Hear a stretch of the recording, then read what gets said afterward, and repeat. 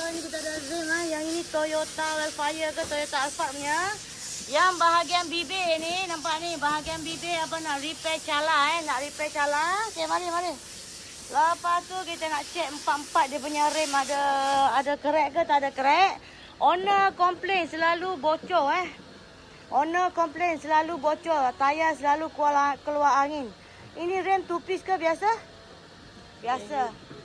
Two piece lah. Boleh buka ke tak boleh buka ni. Okey empat-empat mau check bang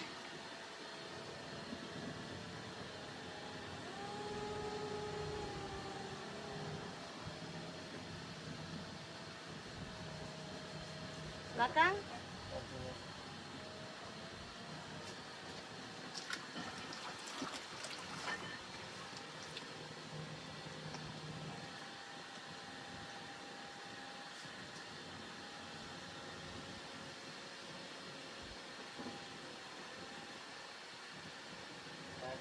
Ini tak ada. Okey, satu tak ada Okey.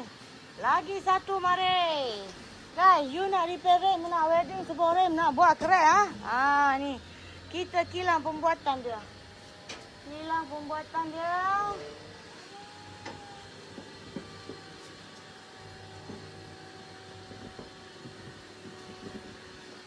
Okey, kita check pula rem kedua.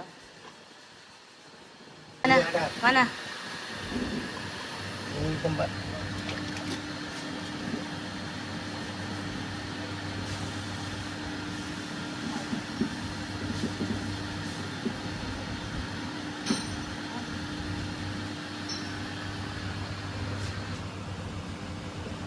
Itu macam ada keluar kan?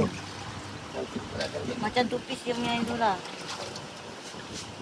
Ini oli maknya.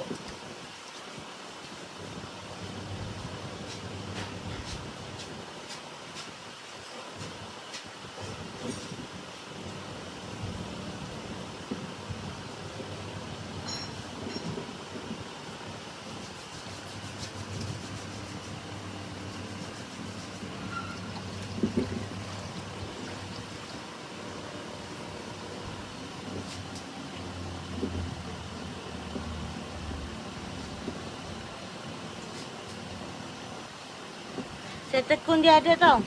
Saya tekun nanti buka keluar bagi dekat budak pemain. Okey, tengok lain dulu.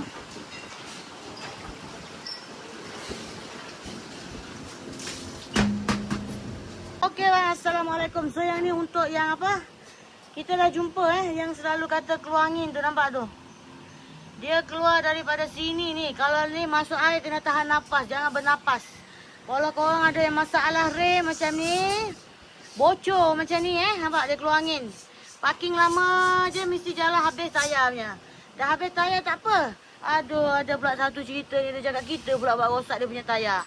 Pisang nak menjawab, dekat luar tu ada lagi Siap panggil polis lagi bagai. Macam-macam lah korang ni. Okey. So yang ni dah dapat satu Dah dapat satu, abang marking dulu bang. Yang ini untuk rem yang ketiga Itu macam ada keluar sikit kat situ.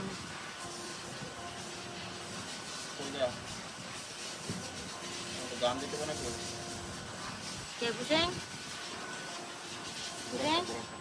Tadi itu rem ada tes air ke tak ada tes air?